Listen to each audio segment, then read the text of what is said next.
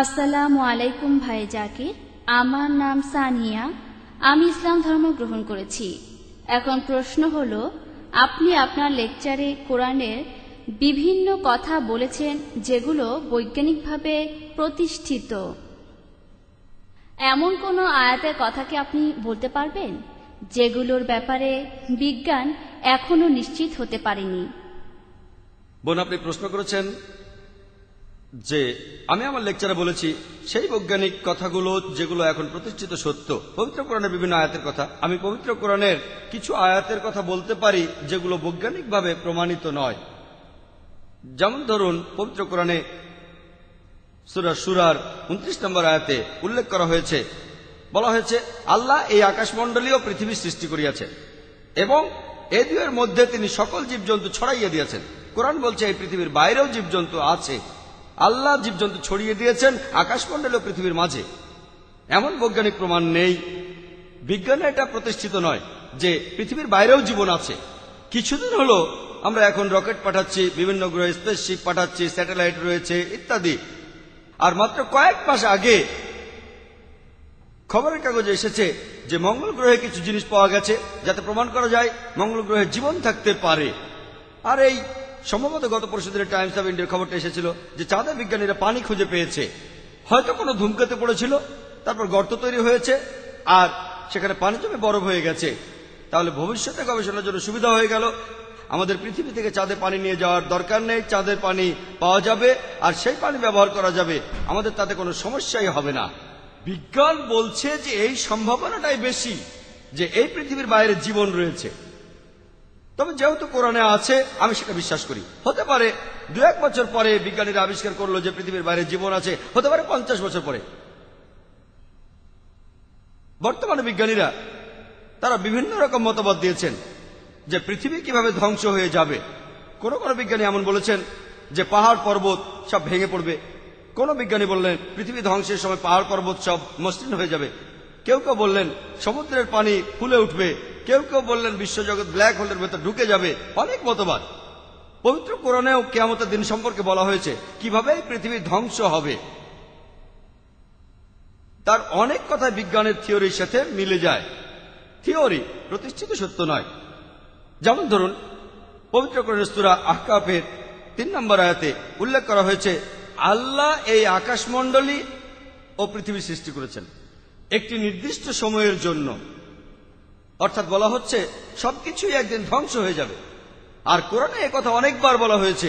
যেমন ধরুন, পবিত্র কোরআনের সূরা কিয়ামার 8 নম্বর আয়াত আর 9 নম্বর আয়াতে বলা হচ্ছে যে চন্দ্র তখন হইয়া পড়িবে জ্যোতিহীন, সূর্য ও চন্দ্রকে একত্রিত করা হইবে যখন বিশ্বজগৎ ধ্বংস হইবে।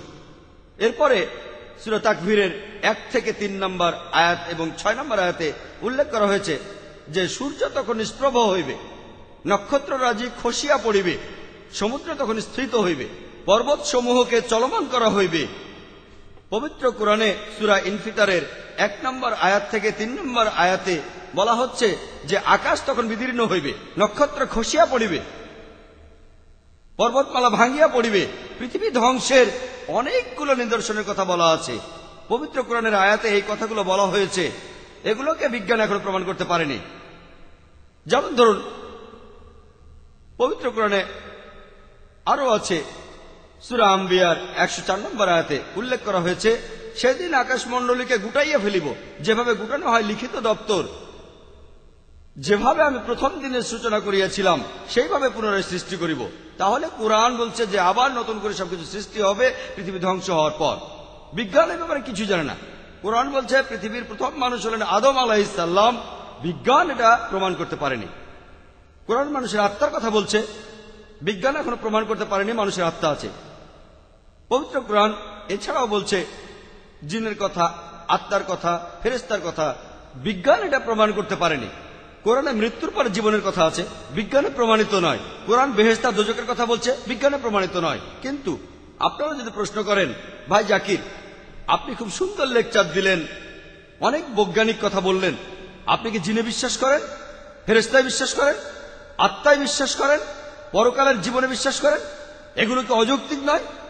আমি তখন বলবো না, এগুলো অযৌক্তিক নয়, এগুলো বিশ্বাস করার পেছনে যুক্তি রয়েছে। আমি অন্ধভাবে বিশ্বাস করছি না। পরকালের জীবনে আত্মায়, বেহেশত আর দোজখে, জিন আর প্রেতাত্মায়, এর পিছনে যুক্তি রয়েছে।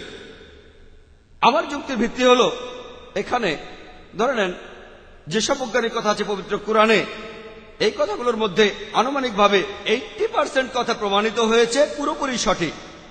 পবিত্র কোরআনে যে বৈজ্ঞানিক কথাগুলো আছে তার 80% কথা আধুনিক বিজ্ঞান দিয়ে প্রমাণ করে দেখা গেছে কথাগুলো 100% সঠিক।